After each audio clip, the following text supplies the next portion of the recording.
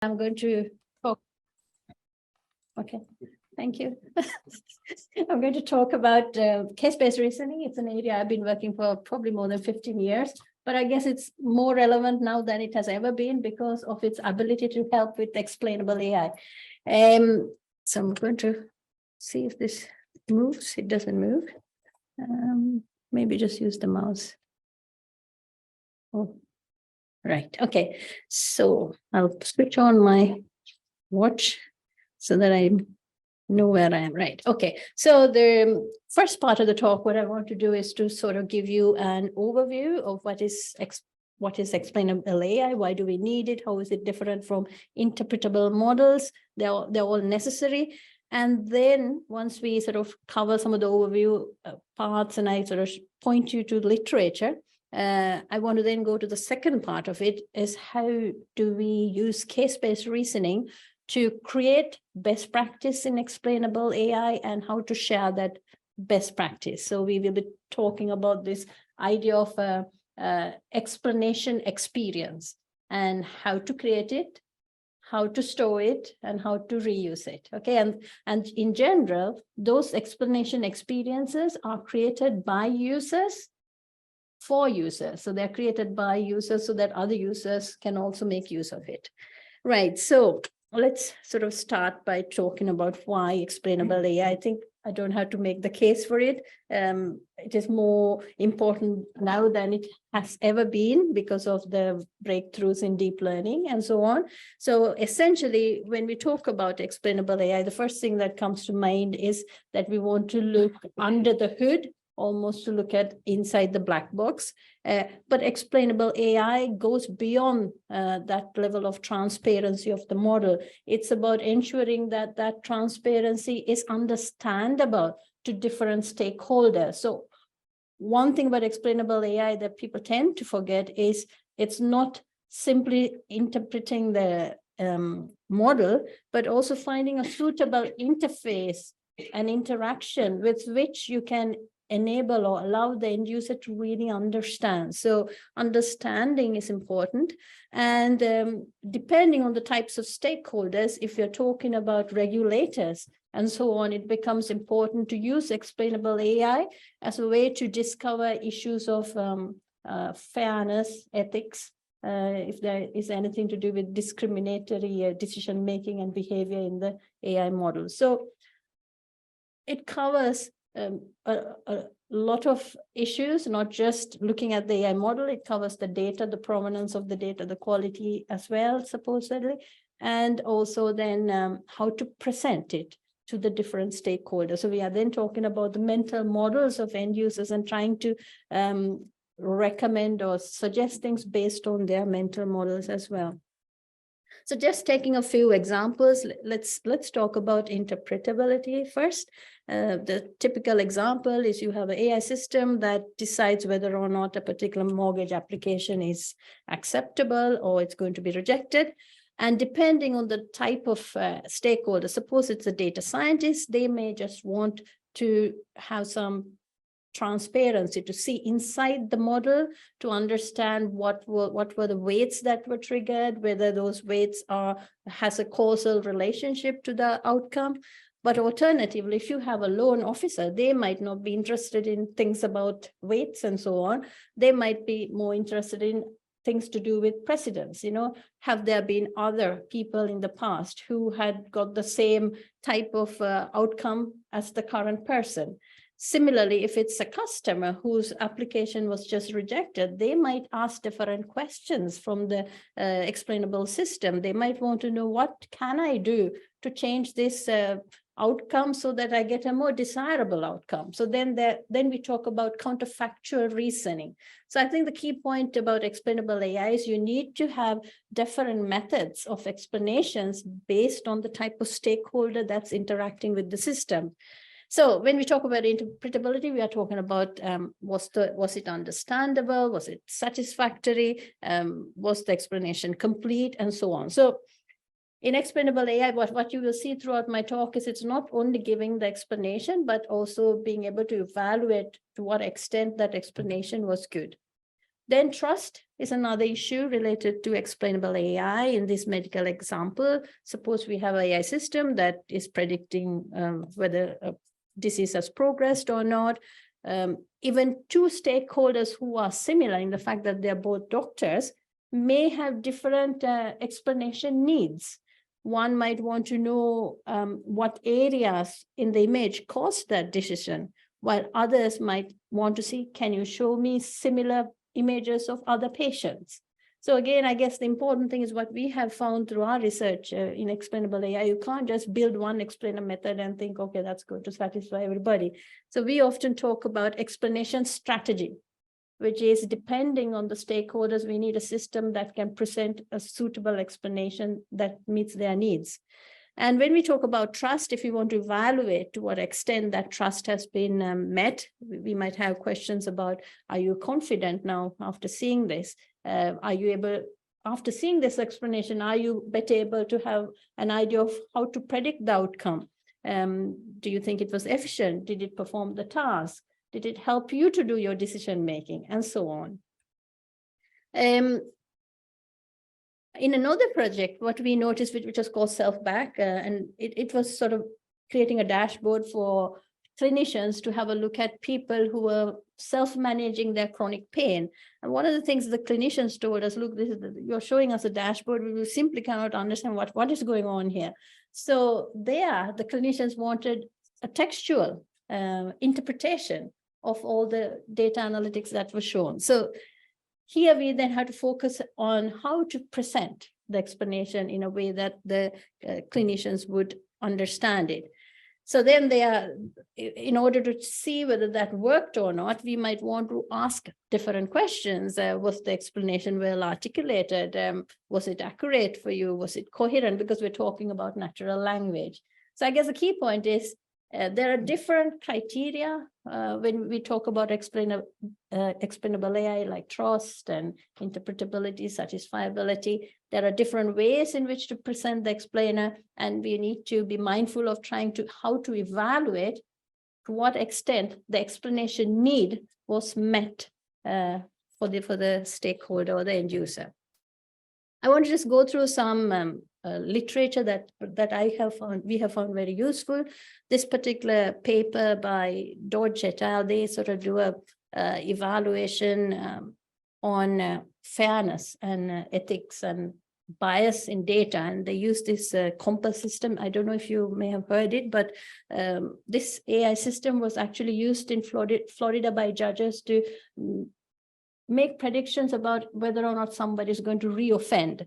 And it was known that that system had less than 65% accuracy and was extremely discriminatory towards African American. Anyway, these researchers basically took that system with the data, and what they were trying to establish here was what types of explainer methods are useful to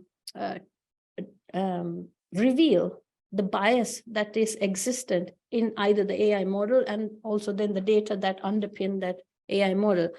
And their findings were that actually one method is not enough. Generally, you need to look at it from different angles. So counterfactual reasoning approaches are good, case-based reasoning approaches are good, and also things like statistical approaches can also help. But primarily what they found was that if you have explainer methods that are what they call local explanation methods, which are explanations that look at single instances. So for example, we have here a particular defendant, Ilian, and if you look at the counterfactual explanation, which is a local explanation, we call it local because it's about another similar instance. It then highlights things like if the person was Caucasian, she would have been predicted as not likely to reoffend. Ilian's age is 18 to 29. If she was older, then she would have been predicted as not likely to reoffend. So those are called local explanations, and they found that these were very useful to tease out unfair use of protected attributes. And another interesting thing they found out was if they debiased the data and then they did the AI model again and asked participants or end users to judge whether or not the system was biased. The participants were able to actually pick up and say, yes, we think this system is now not as biased as the earlier system. So what they're trying to say there then is that actually going through the data and debiasing it might also be a useful thing to do. But for us, the important thing was that one explainer method is not sufficient. You need to have a mixture, so an explanation strategy. Why we need explainable AI, I think it's clear from EU GDPR regulations in 2016. We are heading towards that, and we are there. We now talk about a right to an explanation. In 2020, they kind of hinted upon the need for a regulatory framework, and I noticed that more recently there was a UK white paper which was talking about regulating AI and building public trust, and they're still in the process of refining that. So then what we are trying to do is to sort of move towards this idea of compliance, so that not people don't just deploy an AI system. Maybe there's a mechanism where they need to get a compliance certificate or something, and how can we achieve that? It's not easy, and in the second part of the talk, I will tell you about what are the sort of things we are doing. But essentially, it requires that you have explanation strategies, and there are some mechanism of evaluating them with respect to different criteria. And based on the outcome of those criteria, you may want to store that in a memory of best practice. And that's sort of what we are heading for. Right, so that's an overview of why we maybe need explainable AI, but what I want to do now is to also talk to you about what do humans want from explanations, and point you to this particular piece of work by Zemla et al. Really interesting. They did a large-scale study with over 200 participants, and they used this Explain Like I'm 5 Reddit data set, where they took some questions, and for each question, there were about 3 explanations. And what they were trying to establish with this analysis with participants was in order to say that an explanation is good, what are the other criteria that need to fall into place? So they found out that things like a good explanation is coherent. A good explanation is complete. There is no gaps in it. It is well articulated. And very importantly, they also found that good explanations needs to have alternatives. And this now also aligns with the previous work that we saw with the compass system, where not one explanation angle is enough. You need to see it from multiple angles. So why are studies like this useful? Well, it is useful for us. First of all, it allows us to see what humans want from an explanation, but it also illustrates the sort of criteria that we might want to use when we evaluate the goodness of those explanations. And if you have to build a framework for explainable AI, those things become important. So in another paper by Hoffman, they also align with this type of thinking, that there's this notion of people having different intentions or expectations from explanations. Some of these expectations are what we call global explanations. Some can be delivered through local explanations. And what they also find is that these types of questions people ask can be targeted, not always to the model. So when we talk about interpretable models, we only think, okay, can you tell me how this model works? But users have questions that go beyond that. And that's why explainable AI covers more than just interpretable machine learning. So they might want to know about the data. They might want to know about the model. They might want to know about the decision output. So we need to take all of these things into account. Right. Okay, one more thing about what are the different types of explainers. So, okay, literature suggests that we need to have multiple ways to explain things. What does the literature say about the types of explainers? So here's a good literature review from Arietta et al. It's one of many. It's a good place to start. And what they do is they sort of very nicely organize a whole collection, taxonomy of explanation methods. 163 of them are post hoc. So by post hoc, what we mean is that the explanation is provided after the decision is predicted. So that's why it's post hoc. And within post hoc explainable systems, you get things like model agnostic, which means the explainer does not need to know about the model. It can, act as a surrogate or use some other mechanism to reveal things about that explanation method. Or it could be model specific. So there are some explainers where they have an inbuilt explainer strategy in them. Case-based reasoning used to be very famous for that, but it has a lot of knowledge acquisition involved.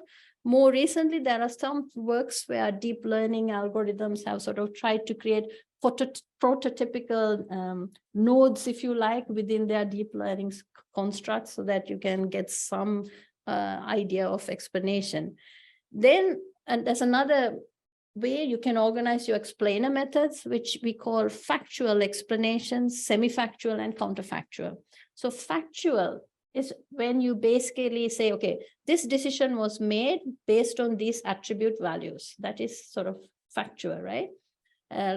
Counterfactual is more actionable. So it might be, if you take the mortgage application, it will be to tell the end user, suppose if you reduced your monthly payment, and I don't know, you had a better credit rate, then you're likely to get your application approved. So it sort of provides a fictitious scenario where things could be better. So it's a counterfactual. Semi-factual is in between, where it would say, even if you reduced your credit, I don't know, rating to a positive so much, you still would not get it accepted because your monthly income is not sufficient. So semi-factual sort of just tells you, even if you did that, you would still get what you already have. So you can see that all these different types of explanations can be useful depending on the type of stakeholder. And then that fourth point is, when you present explanations, it could be a visual presentation. It could be tabular.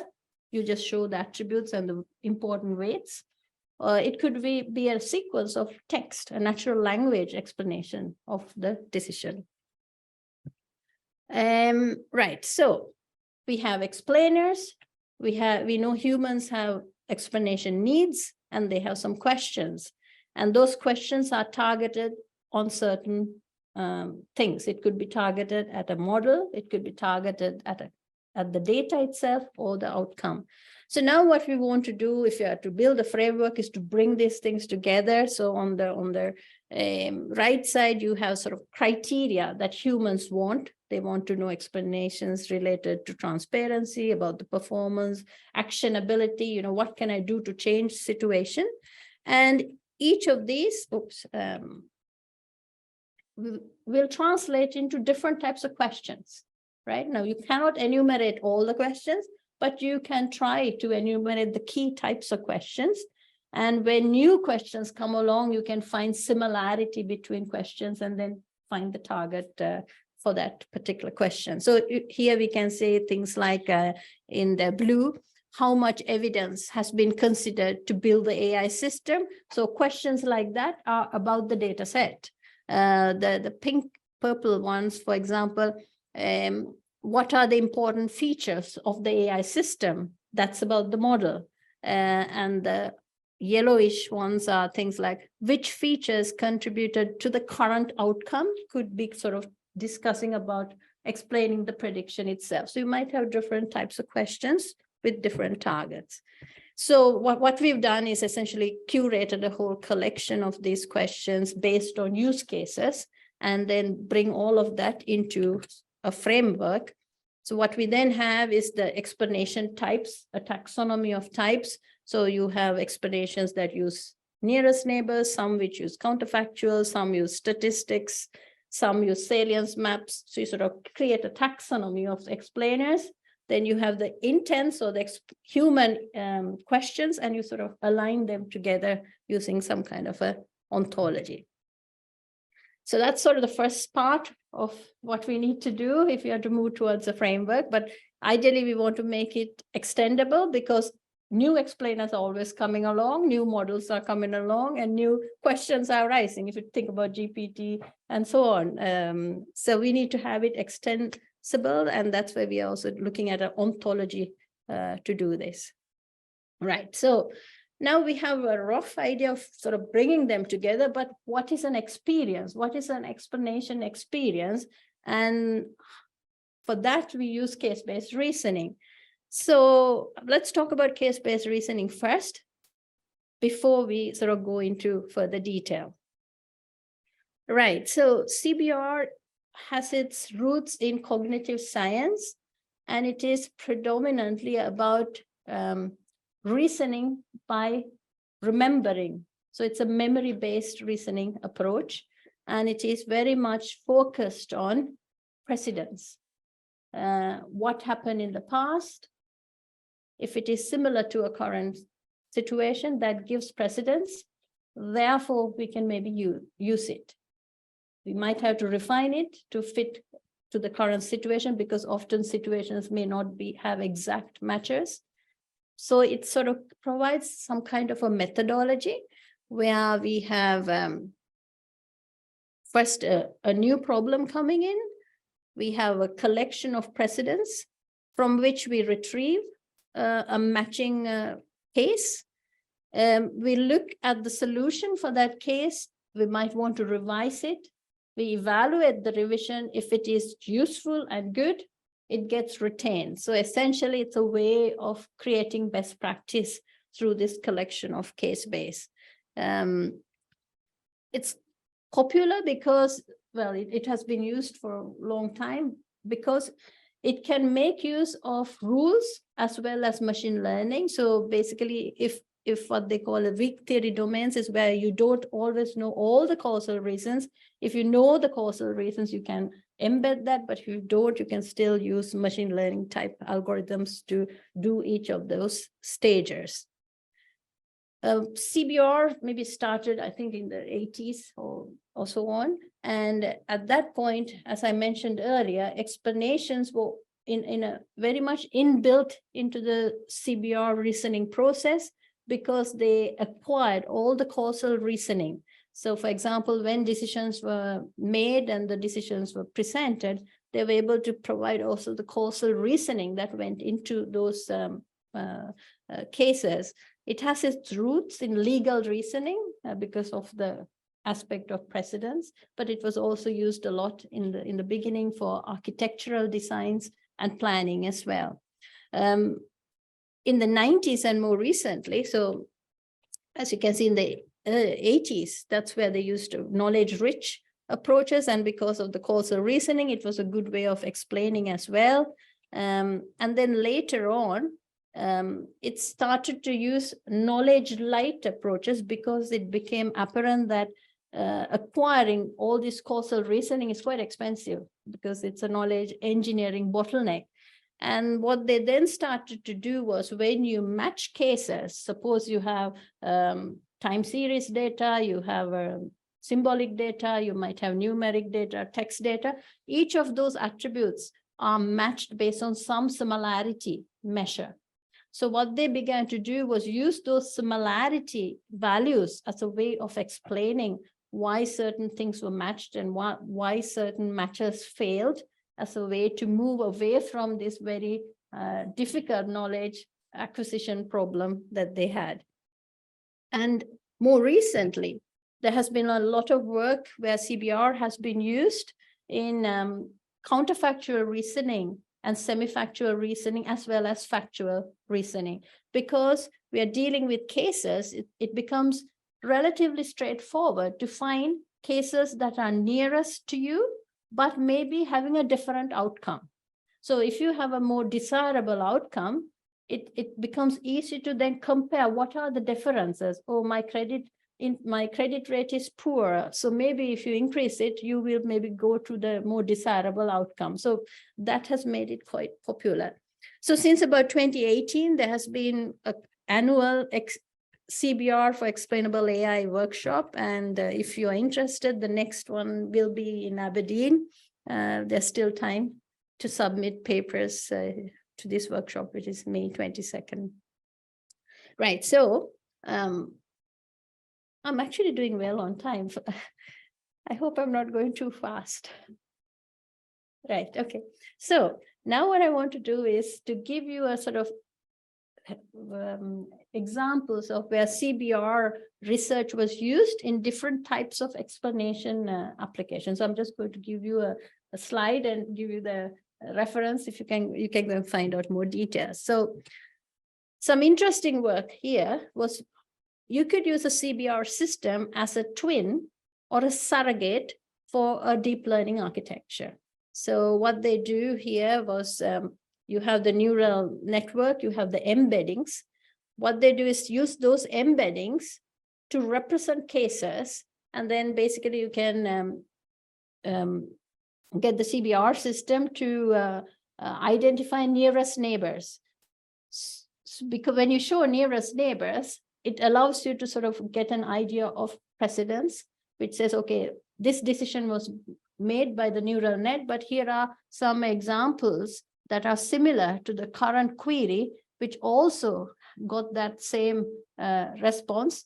And it gives you a little bit more about the transparency. It's not a lot of explainable AI because it's not sort of trying to explain the data or something else, but it is trying to help by using precedence. So this is really worth reading, this paper. And what was nice about this paper is that they highlight the important thing here is to make sure if you use something like a K nearest neighbor, which can take the place of the retrieval of CBR, make sure that the KNN is faithful to the neural network. And so they give a whole bunch of different ways to make the KNN faithful in terms of the prediction it's providing is matching that of the neural net. And to do that, what they do is make use of the neural net's embedding for the representation. Right. So we did some work on counterfactual reasoning, and what we did there was to actually make use of the idea that we can use CBR or the retrieval part of CBR to identify a neighborhood. And when you identify a neighborhood to a current query, you can find out through important attributes what are the minimum number of attributes that you need to change in order to get an outcome that is more desirable. So most of this work was about looking at the neighborhood and trying to find how the current situation needs to be tweaked, the minimum adaptation that's needed in order to give a counterfactual solution or a more desirable outcome. Another piece of work that's interesting is in this medical imaging, where this was some work with NTNU in Trondheim, where they use capsule endoscopy images, and they try to, identify, predict abnormalities in your gut, I suppose. So because I was interested in the explainable AI side of things, we sort of got together and looked at, okay, what is explainability for clinicians who are looking at these images?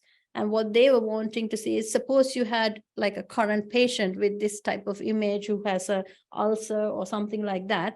Obviously, they want to know, okay, why did you say this is a abnormal situation? The explainer would then provide this type of salience map, sort of highlighting areas that made it believe it was abnormal. But what the clinicians told us was what would be useful is if you can sort of generate a set of images, sort of telling us, okay, how would you have, what level of abnormality needs to be reduced before you would judge this to be a normal image. And so that was quite challenging as well, because it meant you had to sort of artificially create image trends, and you can use things like what you call generative adversarial networks and so on. But how do you control that when you say, if you change things, you are changing particular criteria, you're changing the redness, you are changing information. how do you do that? So I think that was the challenge here. And using some sort of mathematics and so on, we were able to sort of show them by changing these values, we can generate a set of images. And in those images, you can see that the inflammation is reduced. And even if the inflammation was reduced up to that point, we would still say it's abnormal. But if you get to this level of reduction, then it becomes a normal image. And they found that to be quite useful. But I think there's still a lot of work that needs to be done in this area. Right, so now I think we are ready to sort of look at what we are doing in terms of using case-based reasoning as the underpinning methodology to sort of try and create a explainable AI framework, right? So this project is called IC, and it involves 4 key people, institutions. So we have Madrid Complutense, RGU, BT France, which is a branch of BT, and University College Cork. And what's common to at least the universities here was that all of us work a lot in case-based reasoning, some more on recommender systems, and RGU and Madrid, we also work a lot on building platforms and so on. So that's what brought us together. And BT was a good way to bring in, because they had a lot of use cases in cybersecurity. They had use cases in smart homes, connectivity, and also links. We had links also to Total Energy in Aberdeen. So they had another use case, although they're an advisory partner. And Canon Medical was also included, but as an advisory partner, right? So what we are trying to do here is to create a unifying open source platform that other people can contribute. And importantly, we want to not just cover interpretable models, but we want to create explainable AI that covers the data, the process, and the outcome. And to achieve this, in terms of creating best practice, we had to come up with 2 different types of people who will use the framework, design users and end users. So we assume that there will be a design user in a company who will have the initial stake at trying to say, what is it that my company requires? What are the types of people that are in my company? What knowledge do they have? What do I think they might want? And put that knowledge together to sort of retrieve from CBR and then tweak explanation strategy. Then what we want is the end users to actually use those strategies and provide some kind of evaluation of the goodness of that strategy before it is deployed in the company. And if necessary, if it's a good one, it then goes into the case base. Of course, this requires a lot of goodwill, but because we are academics, we are expecting everything is going to work smoothly. That's a different story. We'll see what happens at the end of the project. Right, so let's see how we want to do it, right? So we expect there is a case base of explanation experiences. We will soon see what I mean by explanation experience. But for now, let's assume it exists. A new query comes in from somebody in a company saying, I need this type of explanation to meet the requirements of my people in the company. Can you please recommend something? The CBR system finds similar precedents and makes a recommendation. It's a strategy. That's why it looks like a tree. That the tree is presented, and the design user may want to then refine it a little bit because you might not get an exact match. And then it gets validated by the end users. And depending on the validation, we will probably retain it as a future case to use. The technology framework that we are building all of this is cloud-based. We call it CLUD CBR. I think just playing on words there, it's this Aberdonian, instead of saying cloud, CLUD. But it's open source and anybody can use it as well. Right, okay. So what is an explanation experience for this IC project? So we experience must describe the user group, right? Whether it's a loan applicant or training loan officer. It must have a way of describing what is the AI system that is being used in this company. Not only the AI system, but a little details about the data, and also some idea of if it's a CNN, what are the layers, what's the architecture that was used. Importantly, what are the questions these end users are going to ask from this explanation strategy? We need to describe that. And then the solution is, well, the explanation strategy itself. So an explanation strategy could be a combination of explainers that are triggered based on a specific question that they ask, okay? And then the outcome is when the end users evaluate their experience. So the experience of traversing this strategy, once they finish and they're satisfied, they can then evaluate it using the evaluation questions. So you can say all of this together forms the experience, right? So let's look at how do we represent this experience using what I said, we basically model it with IC Onto. So let's start how to capture the problem part.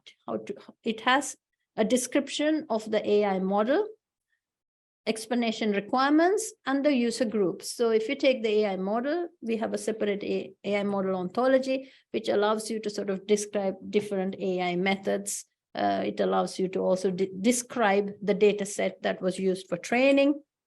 When we talk about explanation requirements, it talks about things like, are we looking for a model agnostic system? Maybe the AI model wants the XAI system to be separate from each other.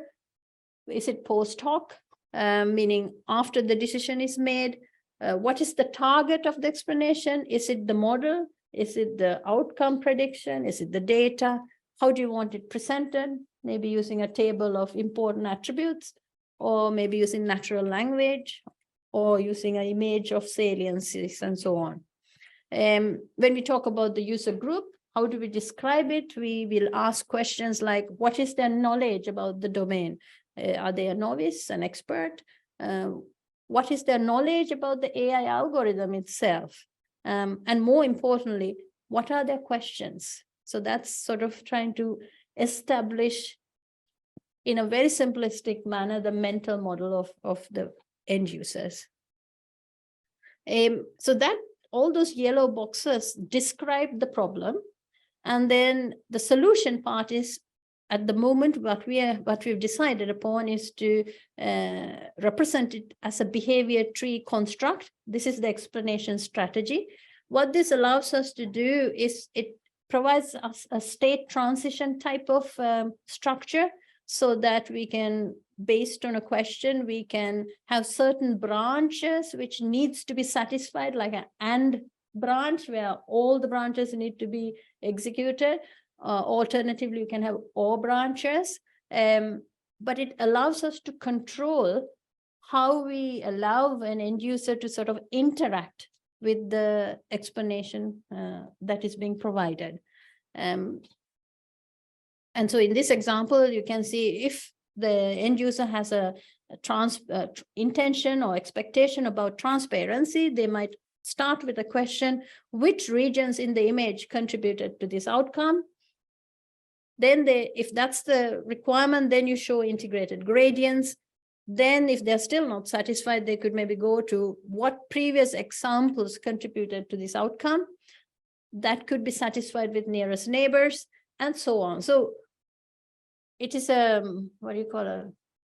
big ask, but we want our design users to provide, or to, some of these trees are sort of recommended by the CBR system, but we want the design users to actually refine them and sort of create this type of strategy that can be used. So one of the challenges for us is to how to simplify this process. Obviously, if we put a behavior tree in front of a design user, they might not know what we are talking about, but using meaningful ways of presenting this, we need to sort of tease out these requirements and create this type of behavior tree.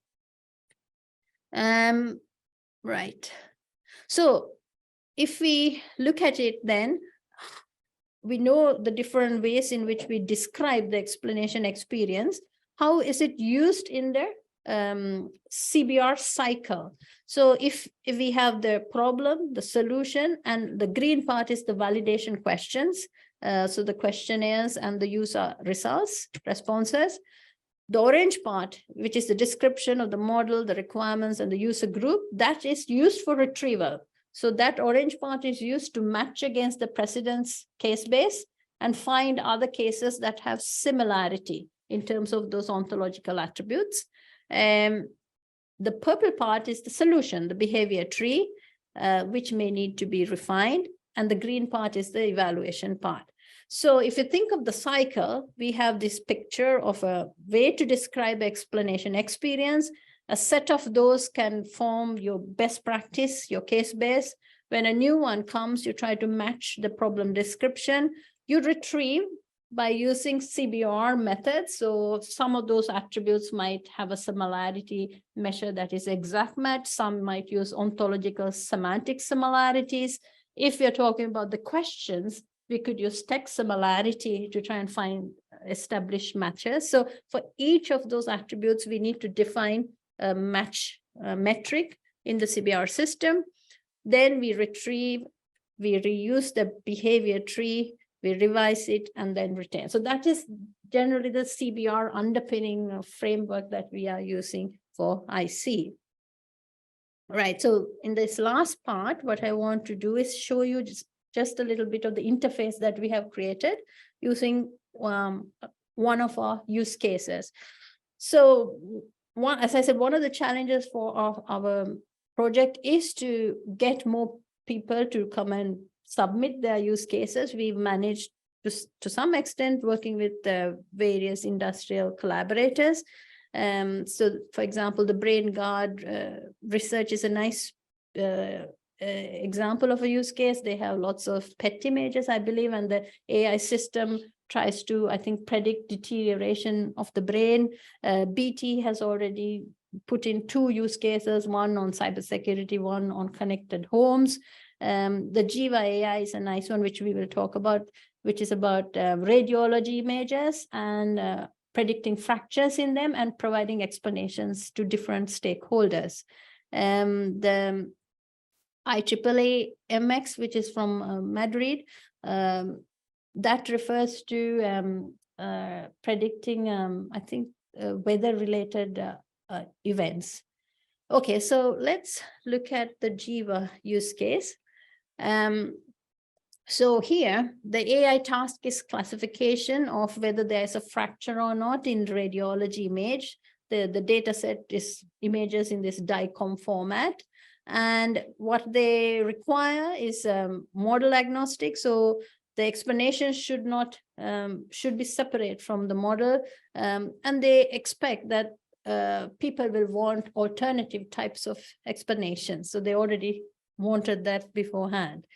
Why do they want it? Basically, they want to improve the service to their end users, and they want to increase regulatory compliance with whatever the governance bodies.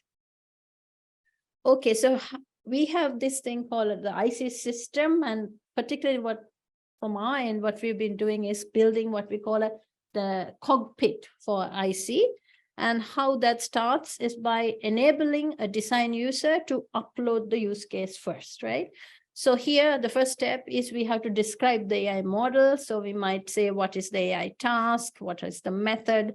If you know a little bit about the accuracy of the system. So in this case, they're using I think a convolutional neural net, and they know roughly the accuracy is about 77. And the recall is about 78. So if you know those things, you can also put them in. The second step is to provide some insight about the AI model. Now here, they can either provide a link API to the model, or they can upload the model as well. Another thing at the bottom area here is that we allow them to provide more human understandable names for attributes. Rather than having, I don't know, X underscore something or class underscore Y, you need to sort of provide some meaningful label so that if we are, for example, presenting an explanation as a natural language, we want those names to make sense to the end user. So that is also provided. Then, right. So the next part then is to describe the people who are going to use this. So we call them personas. So in the Jiva use case, they have defined two personas, a clinician and a manager. And they need to give an idea as to the mental model for each of those personas. So a clinician has some expert domain knowledge, has no knowledge about the AI model. The manager is a novice about the domain knowledge and also a novice about most managers, I guess. Maybe I need to delete that. Right. Okay, so the next part is describe explanation needs of each user group. This is where they need to specify the explanation, expectation, the intent, and what are the questions that end users might want answered from an explanation. So here you can see, for example, a clinician might have an interest about transparency. So they may want to know inside the box, and they might ask questions like, what features are used by the AI system? What are the necessary features that guarantee this outcome? What features does the AI system consider? And they might be interested in performance, which is the next intent here. And if that's an intent, the type of questions they might be interested are how accurate is the AI system, how reliable is the AI system. So these are basically selected from a drop-down menu, which is instantiated by the ontology. So all of this is linked to the ontology, and what we want is if the ontology extends, we want the interface also to be able to, extend accordingly. Now, once those things are put in place, it will use the CBR system to retrieve cases by matching the information that was provided. So in this example, 4 strategies have been retrieved. For each strategy, it provides the indication of a similarity. So this first strategy has the highest similarity, and it shows whatever the explainer method that's used. And if you can also, it's not implemented yet, but essentially when you click here, you should be able to see the explanation strategy behavior tree, which then the design user may be able to then, tease or change. Also probably take into account all the behavior trees that were retrieved, and sometimes maybe adapt by taking a branch from one and attaching to another if they find that to be more useful. So we still have a lot of research to do there in terms of how to, facilitate that in a non-challenging manner. Once that's done, then the next part is that the design user should sort of put in place the evaluation questionnaire. So here we have provided a list of different types of questionnaires based in literature. They can reuse them as they are. They can combine them, whichever they want, or they can add new questionnaires. And so once that is set, basically they have now created the use case, which can then be deployed to the end users for testing. So what's useful in the whole thing is that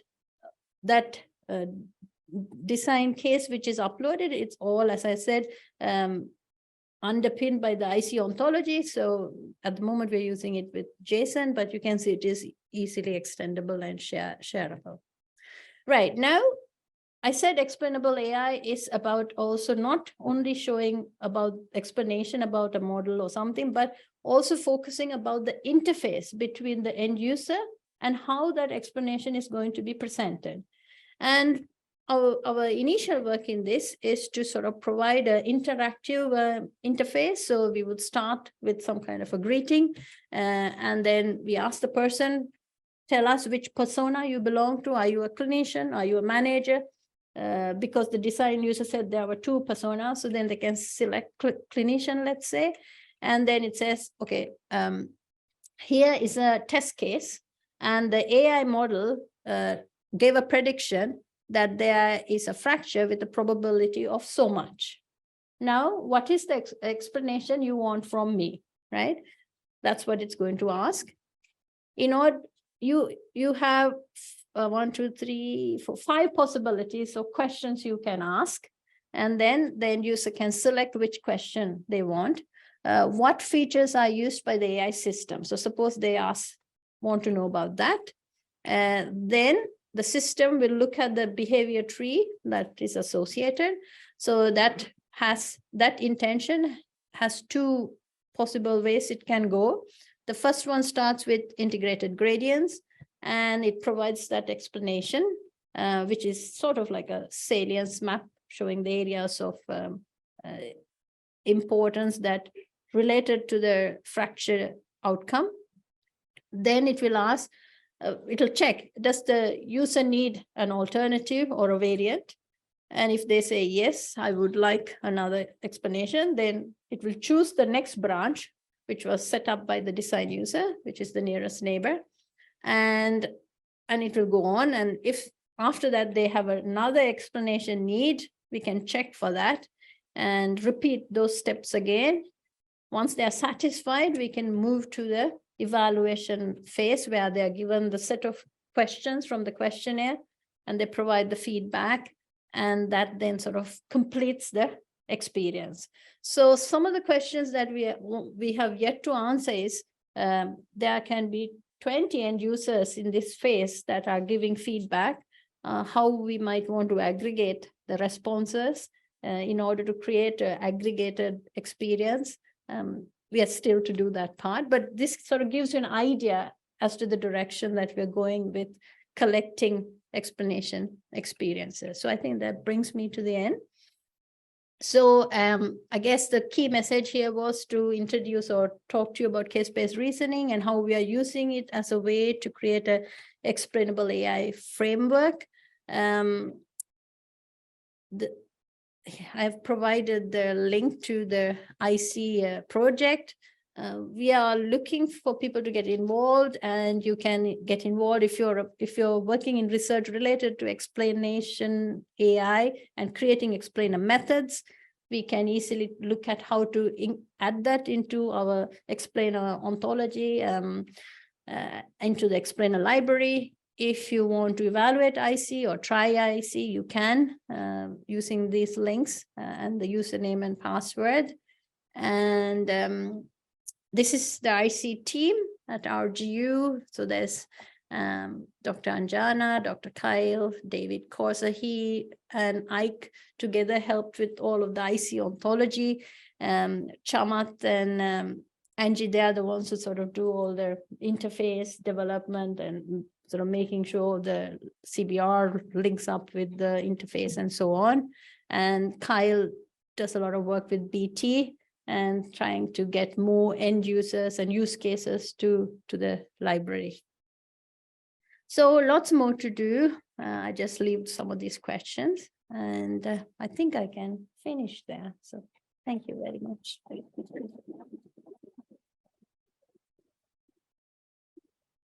Thank you very much, Nirmalie, for this fascinating overview of XAI and especially your experience in creating such a framework. I'm sure there's some questions. I think we should allow at least a couple of questions at this point. Yeah? Yeah, thanks. That was really interesting. I was interested in the evaluation part section, and in particular in some of the contexts in which people want explanations. Is there a problem of, like, you know, getting rejected for a mortgage if I'm then asked to provide an evaluation of the explanations I give, even if I'm given good ones? I'm going to just go to hell. Yeah. No, this was all terrible. Whereas in some of your other contexts, you know, why is it said I've got a bone fracture? It's like, I'm not going to be as emotionally charged. So is there like a challenge there? Yeah. What do you get back from the evaluation? Yeah, but very interesting question. So first of all, let me say that I don't know if the others heard. The question was that when you are evaluating explanations, what happens if you have a user who got a bad decision? They don't care about evaluating, you know, why would they bother? That's basically, isn't it, what you were? Well, it might affect the evaluation that they get, so not that they're going to give one, but that they Yeah. get very bad. They will give a very bad one, yeah. So that is a problem you tend to have a lot with recommender systems as well, because the feedback you do get, often you do get because of things go bad.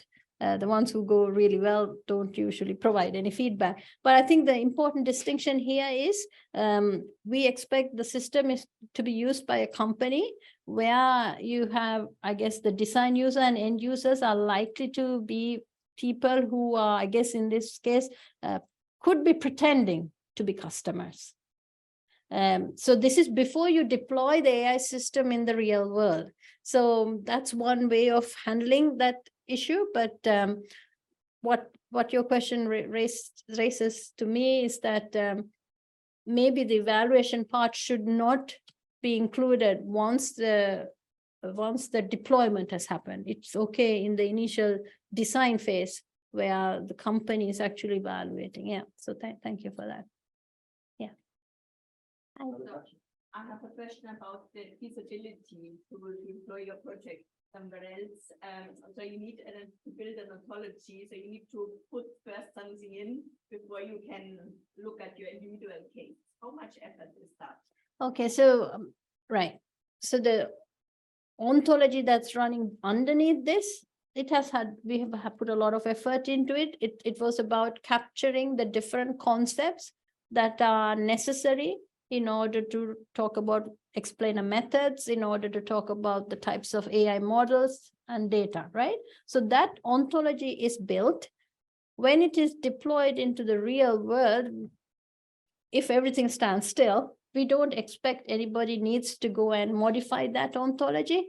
The place at which we would require people to modify the ontology is if new explainers come into play. We need to be able to add those explainers into the library.